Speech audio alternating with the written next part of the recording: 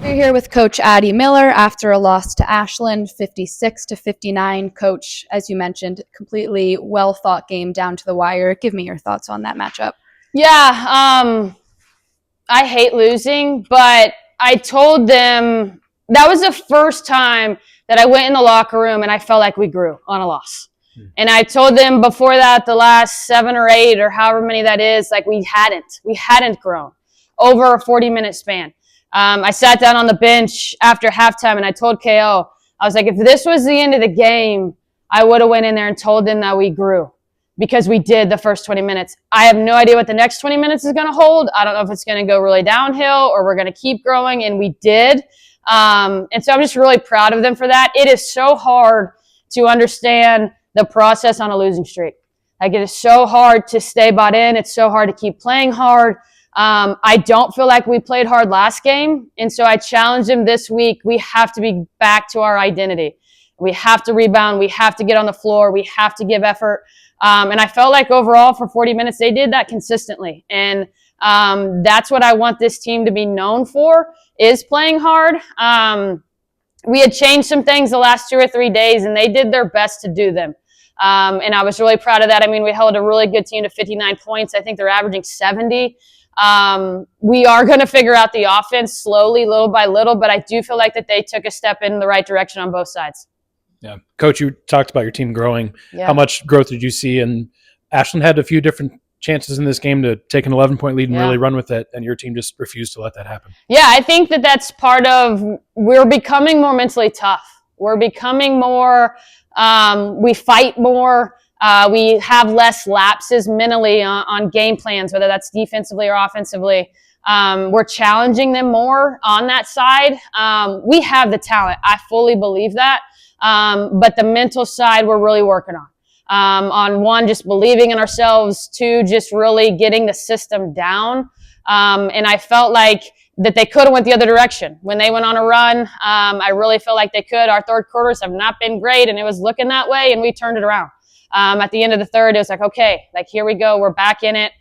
We hit some big shots at that moment in time. Chloe Downing loves to play against Ashland, so I told her every team needs to be Ashland for her. But yeah, there was times that we could have went downhill and we didn't. And so I'm proud of that. Coach Johnny Broadcasting, you, as you mentioned, held them under 60 points. Yeah. 25 in the second. In the second quarter, it felt like you guys were creating havoc with the turnovers and the press. Yeah. But in the second half, really wasn't based on the press. Yeah. What did you guys do at halftime to make that second half so difficult for Ashland's offense without using your typical press? Yeah, so at halftime we talked about that. We had forced 9 turnovers at the time. I believe we had 5. And so we were really debating, was the turnovers we were forcing worth it in terms of, were we scoring off of them, or were we just allowing them to be in transition more? Like, what was winning? And so I told KO, I was like, listen, we really need to determine, can we guard them in man in the half court? If no, then we got to decide, do we go back zone or do we put the press back on? And so when we went man in the half, and strictly in the half without the press, we guarded extremely well. So we decided that it wasn't that we were being hurt on transition. Yes, we were still getting some things out of the press, but it wasn't worth it overall. And so we went back, to half court defensive man and buckled down, and they did a really good job.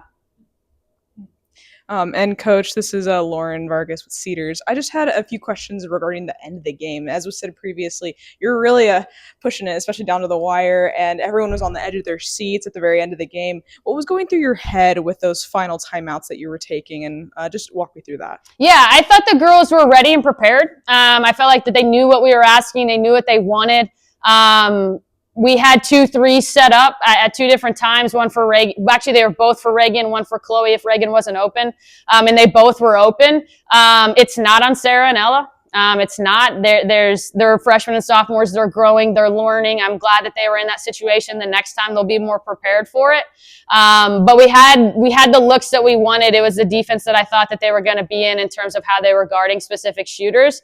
But that's, another reason why I coach. I love those types. Like, I love being ready to prepare, you're down 3, you're down 2, you're up 2, you're up 3. What does that look like? Luckily, I had the timeouts to call to use them. It also helped I got a little more time from the shot clock violation. But all of those things, like I felt like we had the looks that we wanted.